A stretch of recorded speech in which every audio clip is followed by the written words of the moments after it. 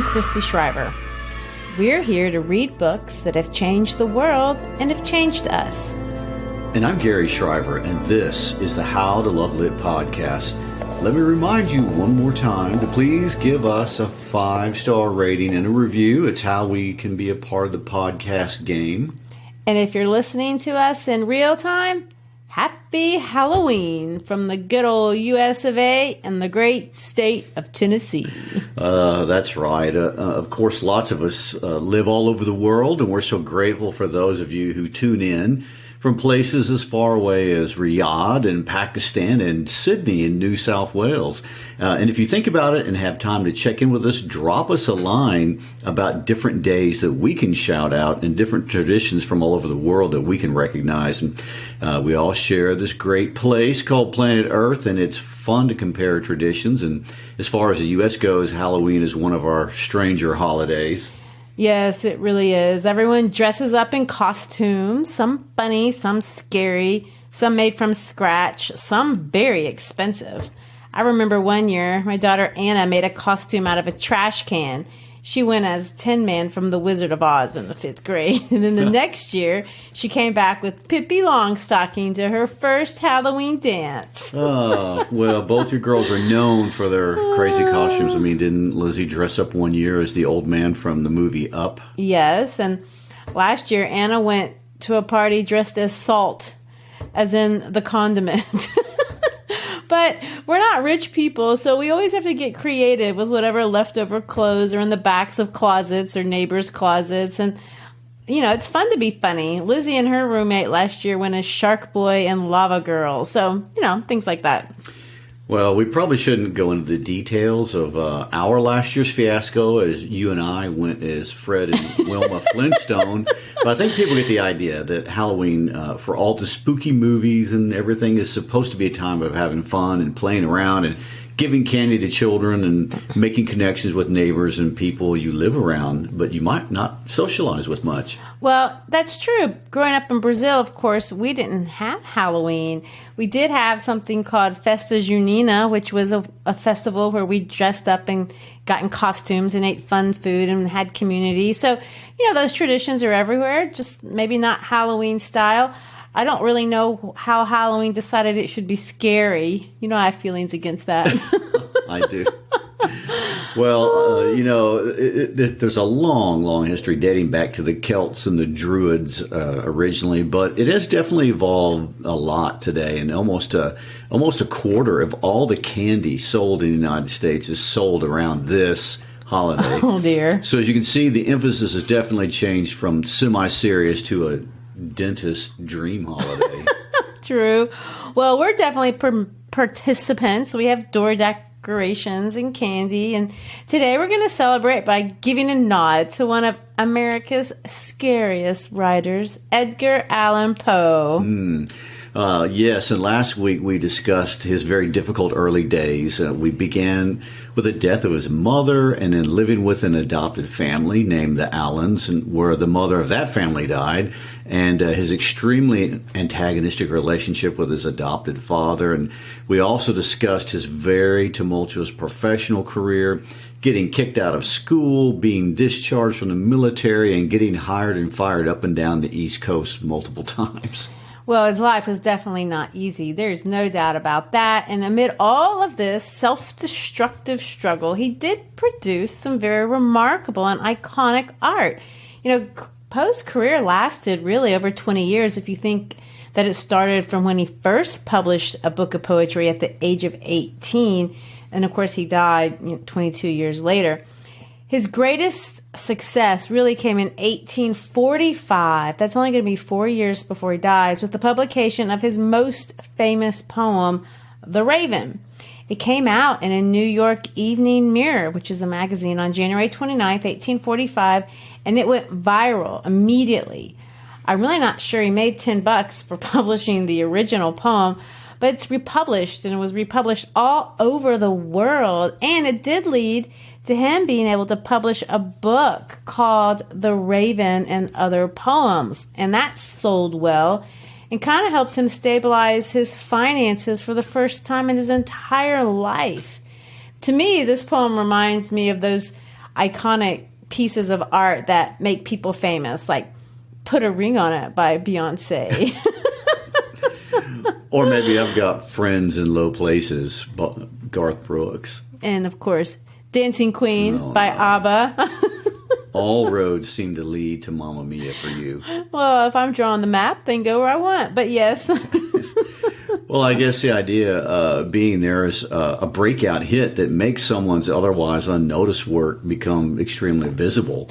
Well, exactly. And although, in our minds, it's really difficult to see a poem elevating you to that level of fame today because we don't rave over poetry like that now. But if you've ever seen Anne of Green Gables, which is a great movie and a fantastic book, but if you've seen it, you know what I'm talking about because in that book, they did this. They would perform poems for friends and neighbors and at parties and some things like that. And it was a popular thing to do. And this poem was great for that because it has this incredibly fun refrain. It's full of rhyme. It's got alliteration. There's a story. It can be emotional when you recite it out loud. So, there's a lot to work with, and it's just a lot of fun. Sadly, this celebrated fortune of his was pretty short-lived. One of the dreams of Poe's life was to own his own magazine, which he was able to do after this glory moment with The Raven, but financial ruin was never far away from Poe, and even after he wrote the blockbuster Cask of Amontillado that next year, and in his very famous essay called The Philosophy of Composition that you're going to talk about here in a minute, he couldn't make the money work. This very directly truly brought to fruition the worst tragedy of his life yet. As we talked about last week, he was living with his wife, the child bride named Virginia. Oh, yes. And his aunt/mother-in-law, Mrs. Clem. But because they were so poor, they were all living in this not very nice, unheated room in New York, if you can imagine. And Virginia had been sick with tuberculosis for the last 4 years, but these conditions were too much for her sickly body, and she didn't make it. Nobody's surprised. No, and it's generally agreed that this death really wiped him out. I mean, he became, in some sense, a lot more like the characters he'd been describing in all these stories. He'd so vividly expressed irrational or sometimes rational fear driving his protagonist to craziness. And he so well described how it feels to feel crazy, to lose your sense of reality, to feel terror, to feel like your life is haunted. And it's interesting to note that all of his stories are in the first person. Although, he's not talking about himself, they're not biographical, but his narrative techniques really are one of the things that make him stand out. And when he's writing out of himself, he makes us feel these experiences. We're the Poe in these writings too. Poe's last major writing actually is not a story and it's not a poem. It's this work called Eureka. It's 40,000 words of nonfiction, philosophical, metaphysical, spiritual essay type thinking. And he wrote it, finished it, and then he wrote to Mrs. Clem that he said that he craved for death. Here's the quote. "I must die. I have no desire to live since I've done Eureka." That's sad. Yeah. Well, maybe. But on the other hand, the sadness that didn't keep him from trying to find another wife, which he actually did do, in the person of Mrs. Sarah Elmira Royster Shelton, a wealthy widow who he had a crush on as a teenager. And it seems he even convinced her to marry him in spite of quite a bit of opposition. She had inherited over $100,000 from her husband on the condition that she did not marry. Plus, her children did not approve of their mother's relationship with Poe. And although she had agreed that they had a little bit of an uphill battle to make it happy. Well, it was not to be fated. By the way, it's rumored that Sarah, not Virginia, is the muse of both the girl in The Raven as well as the girl in Annabelle Lee, but I don't really know if that's something anybody could ever know for sure. If you look up her picture on Wikipedia, though, I think she's really, really pretty. Well, here's the mysterious end of the story. Poe left Richmond, Virginia, where Sarah lived, in July after agreeing to marry him. He was on his way back to Philadelphia, where he was supposed to edit a volume of poetry when whatever happened to him happened. This is what we know so far in a letter written to Dr. Joseph Snodgrass in Baltimore. It was received on October 3rd, 1849, and it read, "Dear Sir, there's a gentleman, rather the worse for wear, at Ryan's 4th Ward polls, who goes under the cognomen of Edgar A. Poe, and he appears in great distress, and he says he is acquainted with you. He is in need of immediate assistance. Yours in haste, Joseph W. Walker, to Dr. J.E. Snodgrass." So no one had seen him since the morning of September 27th, and Dr. Snodgrass found Poe semi-conscious and dressed in clothes that people said weren't his own. Oh, dear. He was taken to the hospital, and the next day he regained consciousness, but never enough to tell anybody what had happened to him. And after 4 days of this in and out state, he started calling out the name Reynolds, Reynolds, but that didn't make much sense either. And on the morning of October 7th, Poe breathed a prayer, and he said, "Lord, help my poor soul." And that was it. There have been 150 years of theories as to what happened to him, ranging from him being mugged to something to do with his poor relationship with alcohol to getting rabies or even being murdered. But honestly, we'll never know.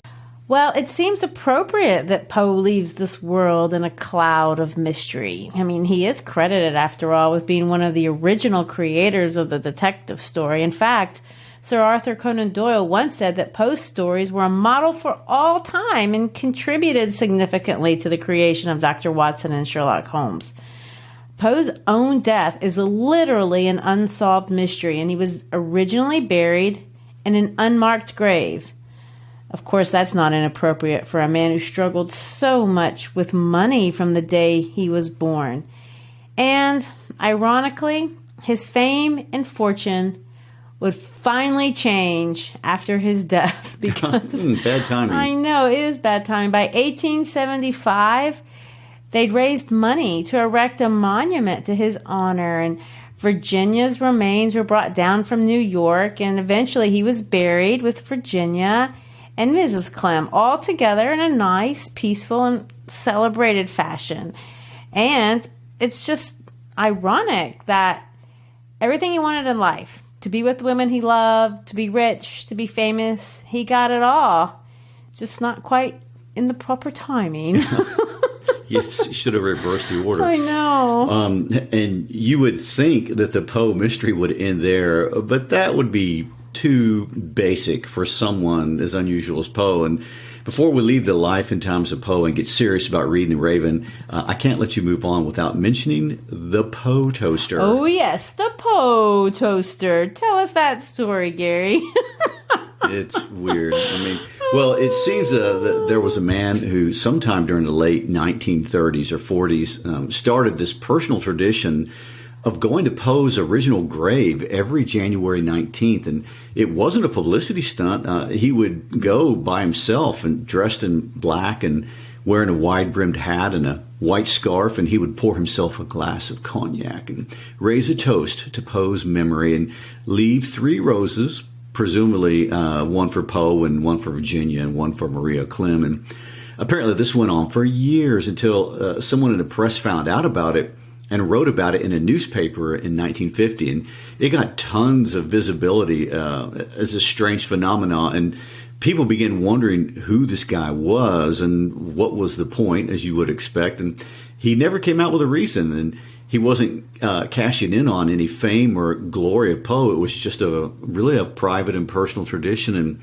over the years, several people tried to identify him by tracing clues from the bottles and talking to people at the Poe Museum.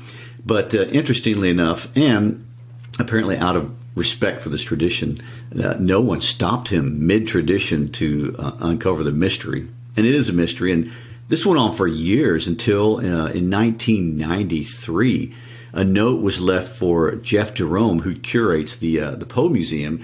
And the note said only that the torch will be passed. Then another note was left in 1999 saying that the original toaster had died within months before the annual event.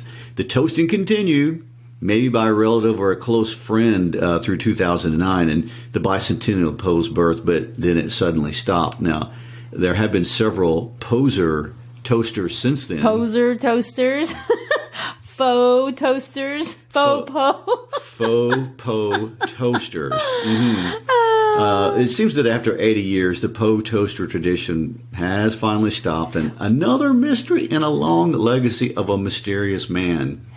Well, and it's funny that people respected it enough not to push. You know, you probably could have figured it out. But, well, on that note, I say it's time to read his most famous piece, The Raven. And as I am prone to do, I do want to explain it before we read it.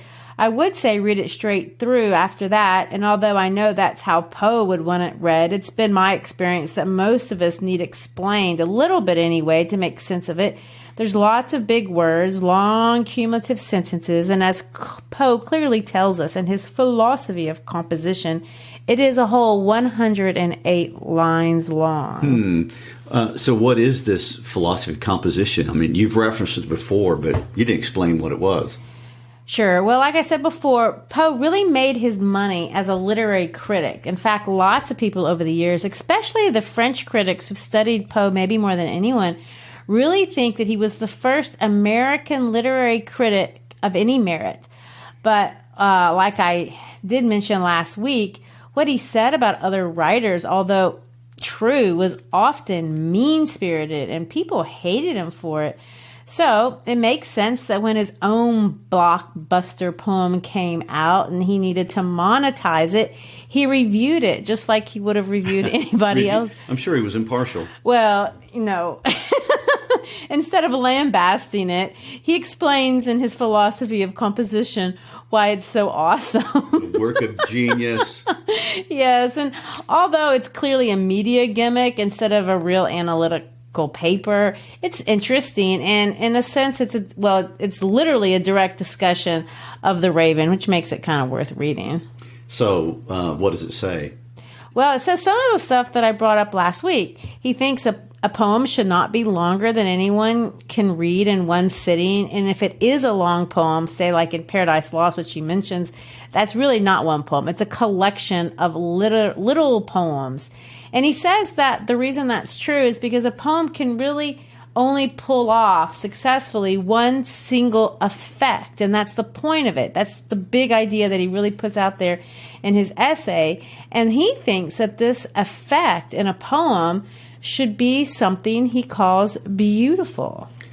So that's what he thinks The Raven is? He's describing something beautiful? I mean, some of us think it's creepy and scary. Well, that all comes down to your definition of what it means to be beautiful. And for him, beauty isn't the same thing as being pretty. For Poe, something is beautiful if it moves you emotionally. He uses this expression, excites the sensitive soul to tears. So if you look at it his way, which you may or may not want to do, but if you track with him, you can get to this conclusion that this feeling of melancholy, as he calls it, you might call it sadness or, I don't know, horror or something like that. But he thinks melancholy, and I will use his words, is the most legitimate of all the poetical tones. So in this sense, maybe he enjoys feeling sad, or he thinks it's beautiful to feel sad. That's kind of the idea. Well, I don't know if I want to go around feeling sad all the time, but if we relate it to music, I think there's this idea that when we hear something that reflects how we feel inside, it helps us channel those emotions. And in that sense, maybe there's something beneficial in doing that. Something beautiful, if you want to call it that, but sadness for sadness' sake, I don't know if I'm interested in that. Well, moving on. Another thing that Poe wants us to be sure to notice when we read his poem is the refrain. And of course, you can't miss the refrain. The refrain is something that's repeated over and over again. And in his essay, he makes it sound so scientific. He talks about how he spent all this time thinking about which letters or sounds were the most pleasurable and what would be the perfect word to be repeated and highlighting these most perfect sounds. And after deep pondering, he concludes that the O sound and the R sound are, of course, the perfect sound, which leads him to the conclusion that the word nevermore is the perfect word. Is that really how he described his process? I mean, I can see why people think it's contrived. I know. It's kind of cheesy when you say it, and maybe it is. It's also cheesy how he talks about how he picked the raven and how the word has to be repeated by the bird, and he gets to this crazy conclusion, and I'm going to quote him directly. He says, "When it most closely allies itself to beauty, the death, then, of a beautiful woman is unquestionably the most poetical topic in the world, and equal is it beyond doubt that the lips best suited for such topic are those of a bereaved lover." Well, I'm not a woman, obviously, but to a modern ear, that sounds a little like objectifying or at least condescending to women. Am I off? Well, I will refrain from getting into that discussion because we do need to move on to some other things. But Poe says that every poem, and really he does this with his stories too, but he says that every poem should only have one locale or one location, and that this location should be very insulated. In other words, he's very deliberate about wanting to box you in and confine you to his world. And if you think about it, you see this really clearly in the Cask of Amontillado, and there's genius in that effect. In this poem, too, what you see is this location that narrows in. And of course, this poem is a narrative poem, which means it's also a story. The lover is in a chamber or in a bedroom, if you want to see it that way. It's this closed space, and it's this closeness that kind of contributes to the spooky effect you're not getting out of there. Well, the last thing he claims in this essay on how he wrote The Raven, I find hard to believe, but, who am I to argue with one of America's greatest writers? But he claims he wrote the climax of the poem first and worked his way around it. And I don't know how true that could possibly be, but it does make him sound like a genius and someone who didn't just write this poem, but calculated it word for word and image by image and sound by sound. It's clear he did do a lot of that.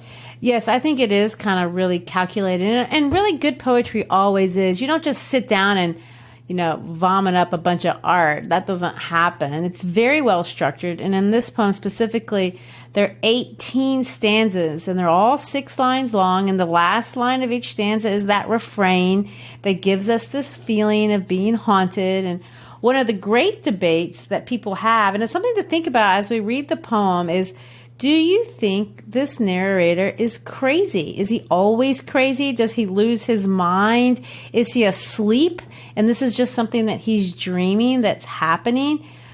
People don't agree. It's something to consider and think about as we read it together and experience the Gothic madness that has so terrified audiences for the last 200 years.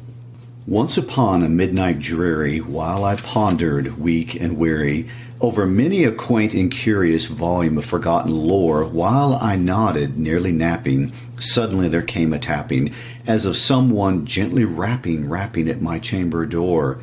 "'Tis some visitor," I muttered, tapping at my chamber door. Only this, and nothing more. Ah, distinctly I remember it was in the bleak December, and each separate dying ember wrought its ghost upon the floor. Eagerly I wished the morrow, vainly I had sought to borrow from my books surcease of sorrow for the lost Lenore, for the rare and radiant maiden whom the angels name Lenore, nameless here forevermore. All right, so what do we see? We see the setting. It's December. It's midnight. He's in this room and the lights. There's the fire and the shadows are all over the place. And he's reading these books, trying to forget about the sorrow for the lost Lenore. She's nameless here forevermore because she's dead and she's with, as he says, with the angels. And the silken, sad, uncertain rustling of each purple curtain thrilled me, filled me with fantastic terrors never felt before, so that now, to still the beating of my heart, I stood repeating, "'Tis some visitor entreating entrance at my chamber door. Some late visitor entreating entrance at my chamber door. This is it, and nothing more." Presently my soul grew stronger, hesitating then no longer. "Sir," said I, "or madam, truly your forgiveness I implore. But the fact is I was napping, and so gently you came rapping, and so faintly you came tapping at my chamber door, that I scarce was sure I heard you. Here I opened wide the door. Darkness there, and nothing more." So he hears this noise, this uncertain rustling of the curtain, and he thinks there's somebody at the door. So he talks to the door. He opens the door. Nobody's there. We need some creaking sound effects. Yeah. Deep into that darkness peering, long I stood there wondering, fearing, doubting, dreaming dreams no mortal ever dared to dream before. But the silence was unbroken, and the stillness gave no token. And the only word there spoken was the whispered word, "Lenore." This I whispered, and an echo murmured back the word, "Lenore." Merely this, and nothing more. Back into the chamber turning, all my soul within me burning. Soon again I heard a tapping somewhat louder than before. "Surely," said I, "surely that is something at my window lattice. Let me see then what thereat is, and this mystery explore. Let my heart be still a moment, and this mystery explore. 'Tis the wind, and nothing more." So, of course, if it's not the door, it has to be the window. So he thinks, must be the wind. Open here I flung the shutter, when with many a flirt and flutter, in there stepped a stately raven of the saintly days of yore. Not the least obeisance made he, not a minute stopped or stayed he, but with the mane of lord or lady perched above my chamber door, perched upon a bust of Pallas just above my chamber door, perched and sat, and nothing more. And I do want to point out that the bird comes in and lands. He has a bust of Pallas. So he had like the head of Athena, the great goddess, as a little bitty statuette, which would be in his room, and the bird sits on it. Then this ebony bird beguiling my sad fancy into smiling. By the grave and stern decorum of the countenance it wore, though my crest be shorn and shaven, thou, I said, art sure no craven. Ghastly grim and ancient raven, wandering from the nightly shore, tell me what thy lordly name is on the night's Plutonian shore. Quoth the raven, nevermore. Well, and of course we want to talk about what Plutonian is. Pluto is the god of the underworld. So we're referencing, maybe he thinks this raven is a messenger from the afterlife. Much I marveled this ungainly fowl to hear discourse so plainly, though its answer little meaning, little relevancy bore, for we cannot help agreeing that no living human being ever yet was blessed with seeing bird above his chamber door, bird or beast upon the sculptured bust above his chamber door, with such a name as Nevermore. And so we need to notice that it's the bird talking. The bird says, "Nevermore." But the raven, sitting lonely on the placid bust, spoke only that one word, as if his soul in that one word he did outpour. Nothing farther than he uttered, not a feather than he fluttered, till I scarcely more than muttered, other friends have flown before. On the morrow he will leave me, as my hopes have flown before. Then the bird said, Nevermore. Startled at the stillness broken by reply so aptly spoken, doubtless, said I, what it utters is its only stock and store, caught from some unhappy master, whom unmerciful disaster followed fast and followed faster, till his songs one burden bore, till the dirges of his hope that melancholy burden bore of nevermore. And of course the narrator begins to think, well, maybe his previous owner taught him this one word, and that's why he keeps saying it over and over again. So we have a lucid moment of some logical reason. Except that ravens aren't parrots. Well, there is that. But the raven still beguiling all my fancy into smiling. Straight I wheeled a cushioned seat in front of bird and bust and door. Then upon the velvet sinking, I betook myself to linking fancy unto fancy, thinking what this ominous bird of yore, with this grim, ungainly, ghastly gaunt, and ominous bird of yore, meant in croaking, nevermore. This I sat engaged in guessing, but no syllable expressing. To the fowl whose fiery eyes now burned into my bosom's core, this and more I sat divining, with my head at ease, reclining on the cushion's velvet lining that the lamplight gloated o'er, but whose velvet violet lining with the lamplight gloating o'er shall she press, nevermore. Then methought the air grew denser, perfumed from an unseen censer, swung by seraphim whose footfalls tinkled on the tufted floor. Wretch, I cried, thy God hath lent thee, by these angels he hath sent thee. Respite, respite, and nepenthe from my memories of Lenore. Quaff, oh quaff this kind nepenthe, and forget this lost Lenore. Quoth the raven, nevermore. Okay, and now we get to see some of this spiritual illusions. And of course, seraphims are angels, and he talks about that wretch thy God hath lent me. And of course, nepenthe is a drug. That's a Greek illusion, but it's a drug that makes you forget things. So he's praying, help me forget Lenore. Prophet said I, thing of evil, prophet still, if bird or devil, whether tempter sent or whether tempest tossed thee here ashore, desolate yet all undaunted on this desert land enchanted, on this home by horror haunted, tell me truly, I implore, is there balm in Gilead? Tell me, I implore. Quoth the raven, nevermore. Well, now we have another biblical allusion, because a balm in Gilead is from the Bible, and it's a soothing ointment that kind of cures you. So he's saying, prophet, I don't really care if you're from the tempter, that means the devil. If you're from the devil, if you're from heaven, can you give me something, some drug, some balm, anything to help me forget about my pain of losing Lenore? Prophet said I, thing of evil, prophet still, if bird or devil, by that heaven that bends above us, by that God we both adore, tell the soul with sorrow laden, if within the distant Aden it shall clasp a sainted maiden whom the angels name Lenore, clasp a rare and radiant maiden whom the angels name Lenore. Quoth the raven, nevermore. Be that word our sign of parting, bird or fiend, I shrieked, upstarting. Get thee back into the tempest and the night's Plutonian shore. Leave no black plume as a token of that lie thy soul has spoken. Leave my loneliness unbroken.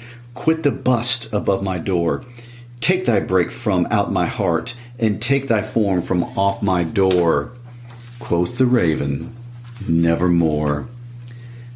And the raven, never flitting, still is sitting,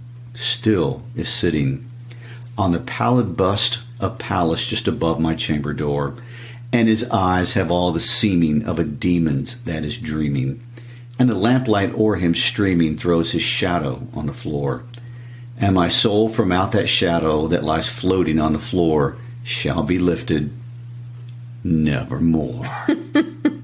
And of course, here we see him get really mad because he asks if Lenore is in heaven, and the raven's going to say, nevermore. Then he yells at the bird, tries to get him to leave, almost go back to hell. And the raven says, nevermore. The raven, never flitting, still is sitting. His eyes seeming of a devil's that is dreaming. And then we have to wonder, is he crazy? Is he mad? Is there really a raven? Is he from the devil? We don't know. I guess that's why people loved it. That's why it was such a hit. All right. Well, happy Halloween to everybody out there. Hope you enjoy some family, some friends, no matter where you are in the world. Catch us on Facebook, Instagram. Tell us about your holiday traditions. Peace out.